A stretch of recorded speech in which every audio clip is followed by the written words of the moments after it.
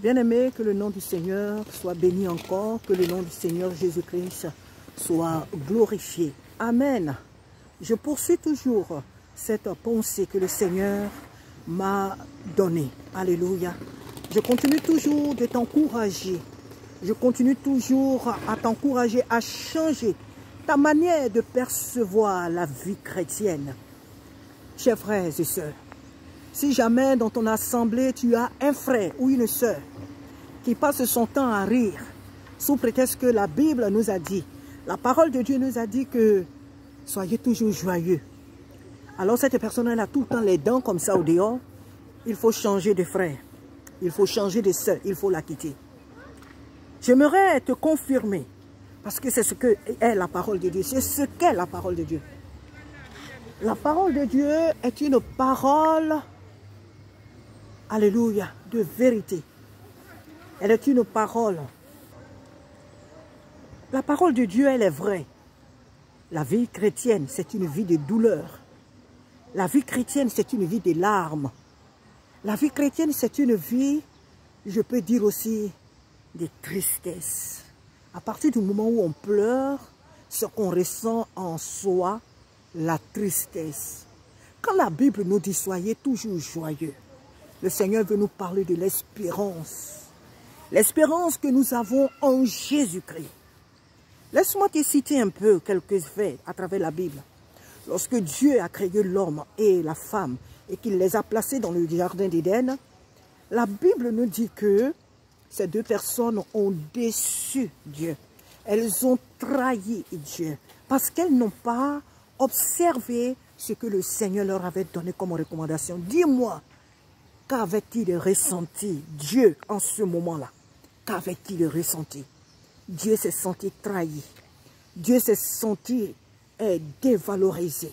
Dieu s'est senti rejeté par sa création, celle-là qu'il aimait. Celle-là en qui je pourrais même dire qu'il avait placé sa confiance.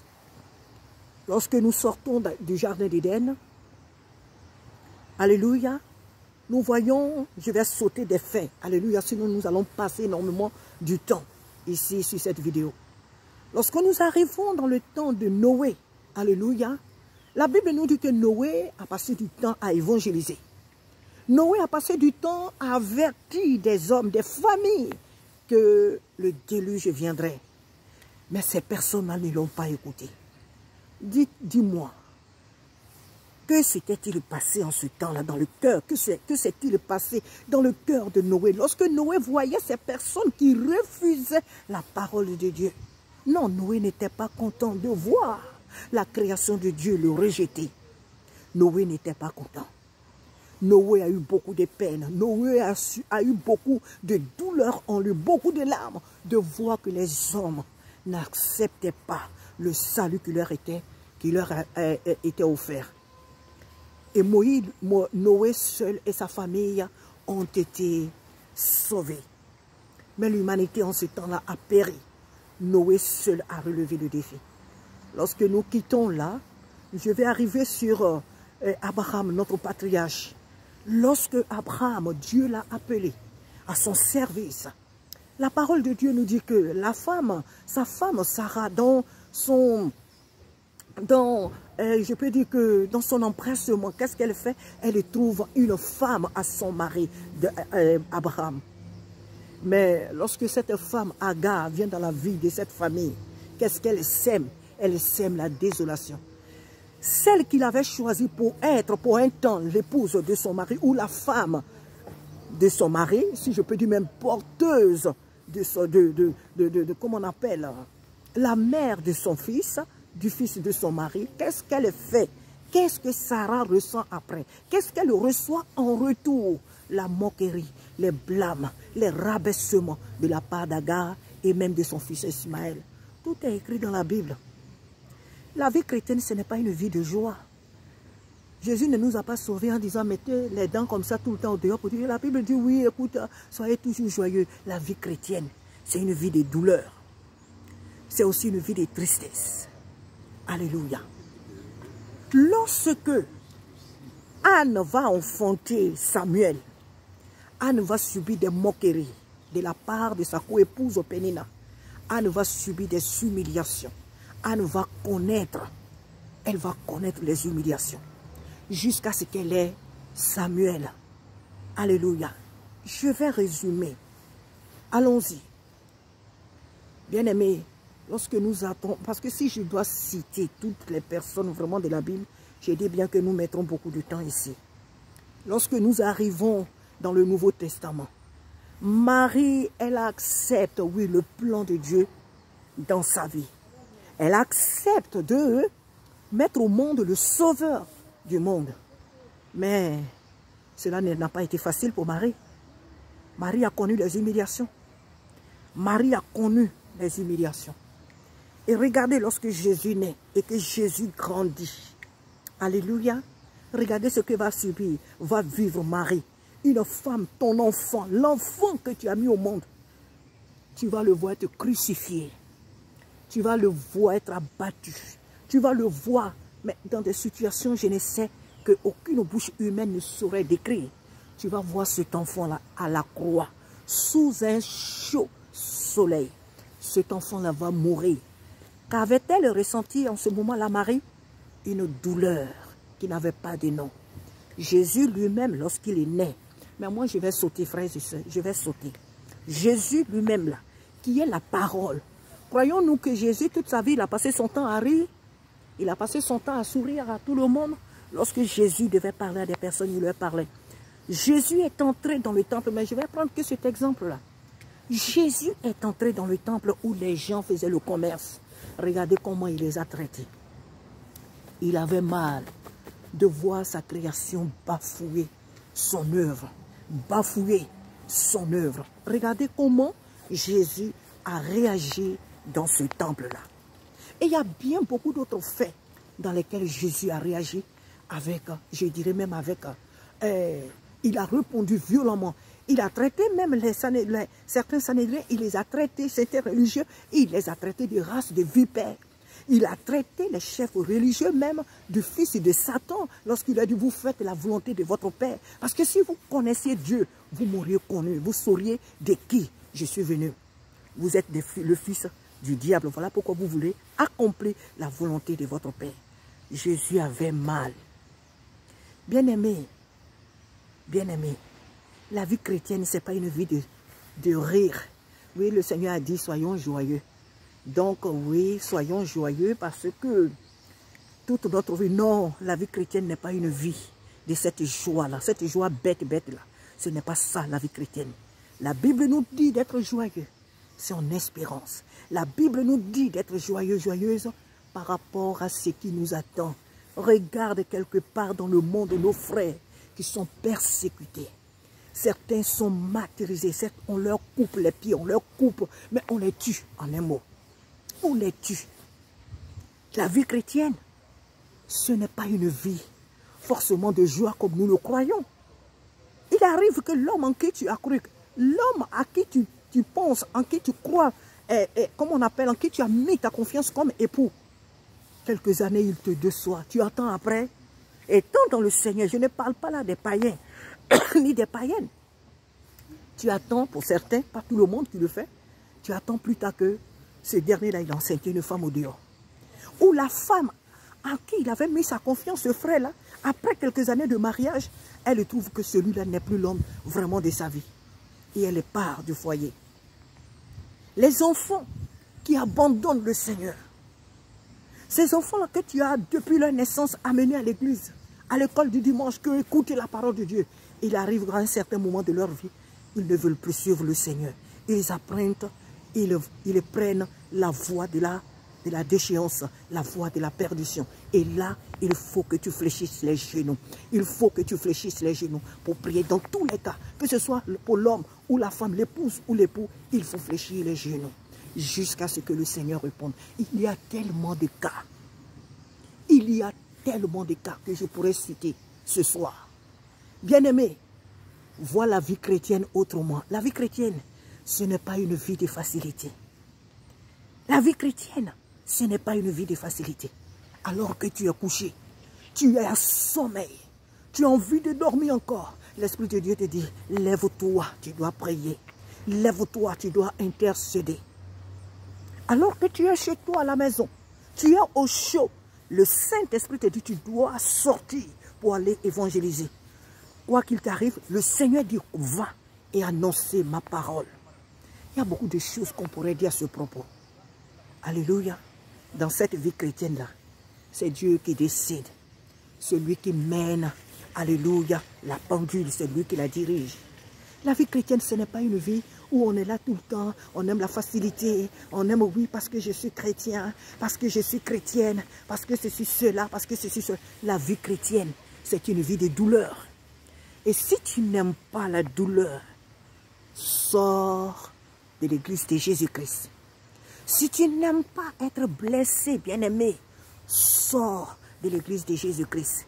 Si tu es une chrétienne ou un chrétien qui aime la facilité et qui veut être toujours joyeux, joyeuse, qui veut tout le temps rire parce que le Seigneur nous a dit que la vie chrétienne est une vie de joie, bien-aimé, sors de l'église. Tu n'es pas le bienvenu. Tu n'es pas la bienvenue. La vie chrétienne, c'est une vie de douleur. Là où tu ne veux pas aller, c'est là que Dieu va t'amener. Nous avons vu l'histoire d'Ézéchiel, mais de tous les prophètes. Nous avons vu l'histoire des apôtres qui ont été décapités, qui ont été vraiment jetés en prison et à la fin tués. Nous avons vu l'histoire d'Étienne. Alléluia.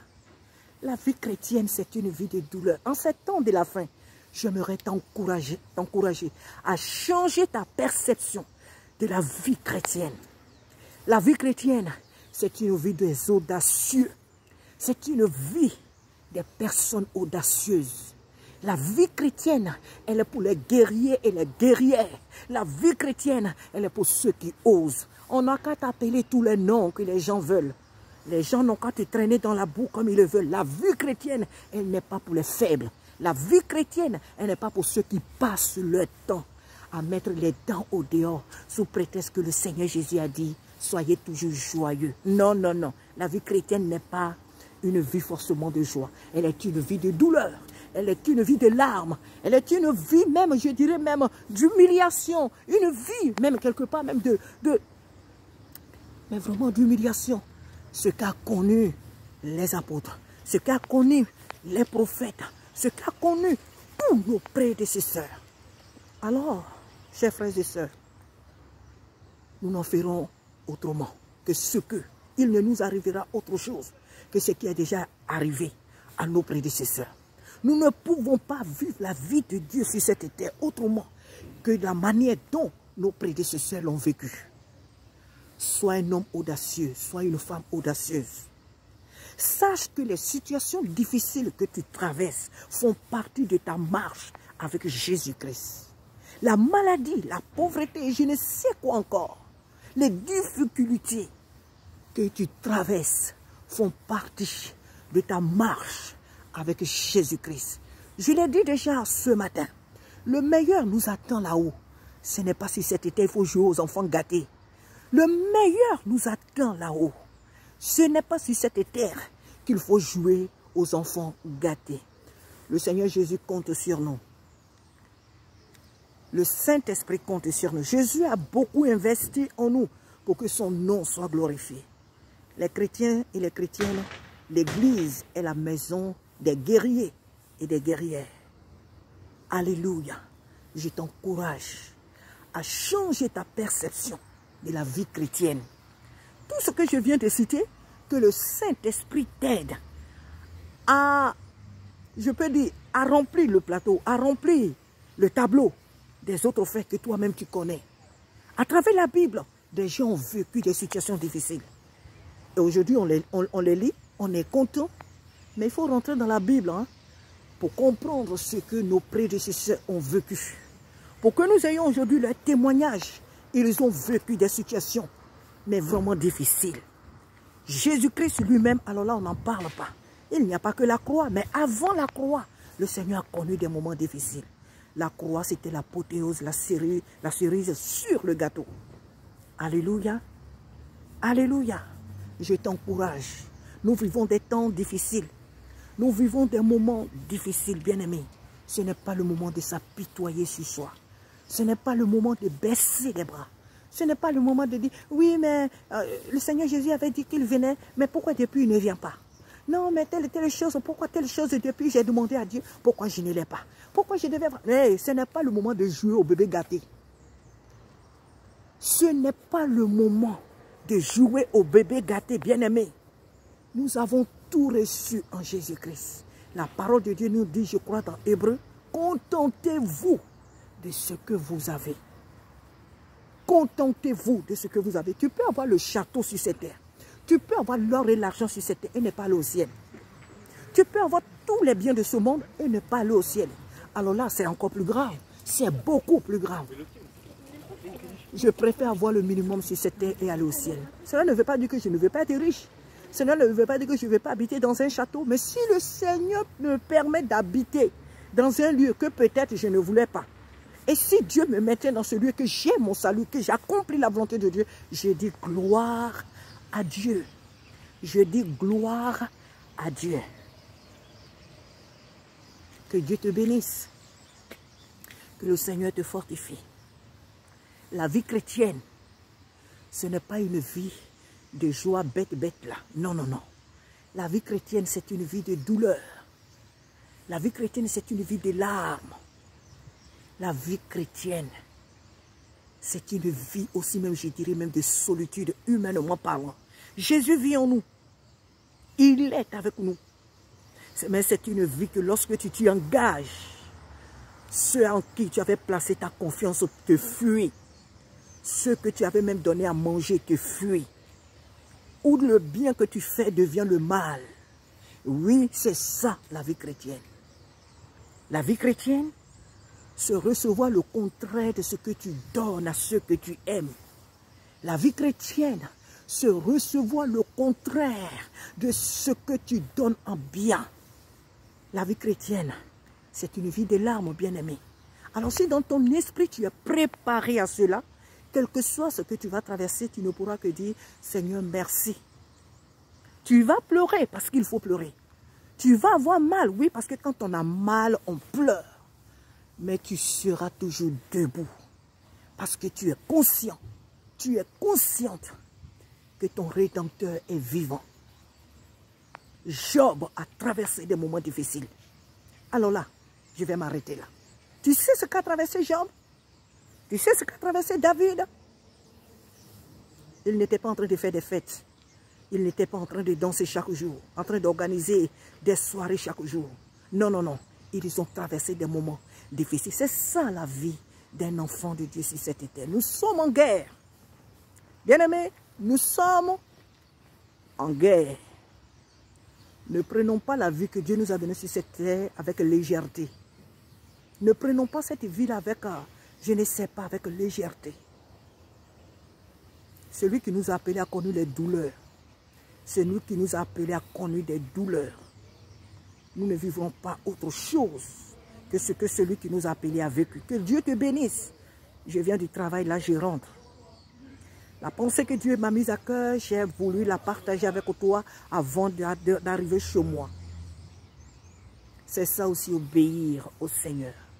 Et je lui dis merci pour cette pensée qui me fait du bien. Je lui dis merci pour cette révélation. Même si peut-être quelque part je le savais, mais le Seigneur me renouvelle encore ce soir en me disant, ma fille Sarah, la vie à laquelle je t'ai appelée, ce n'est pas une vie de fête, c'est une vie de larmes. C'est une vie de larmes. Où tu peux connaître l'abandon, où tu peux connaître la solitude, tu peux connaître des douleurs. Oui, c'est ça la vie chrétienne. Et je t'encourage à avoir cette révélation et à la prendre à cœur. Que Dieu te bénisse. Nous vivons des temps des ténèbres, bien-aimés. Et Jésus revient. Ne jouons pas avec notre vie chrétienne. Ne croyons pas que ce que nous voulons, si nous ne l'avons pas aujourd'hui, c'est que Dieu n'est pas Dieu, c'est que Dieu ne nous aime pas. Ces enfantillages, il faut les arrêter. Des gens avant nous ont vécu des temps très, très, très difficiles, que peut-être certains d'entre nous ne connaîtront jamais. Mais elles ont persévéré, elles ont vu la gloire de Dieu et elles nous attendent dans la félicité. Persévérons, car la vie chrétienne, c'est une vie des audacieux. des audacieux et audacieuses. Que Dieu te bénisse. Trop de paroles suffisent à peu de paroles plutôt suffisent à un sage pour comprendre. Je pense que mes paroles ont été claires par la grâce de Dieu. Claires pour que tu comprennes que la vie chrétienne, ce n'est pas une vie de joie comme on le croit. C'est une vie de douleur. La vie chrétienne, c'est une vie de larmes. Prends courage. À très bientôt. Amen. Amen, amen.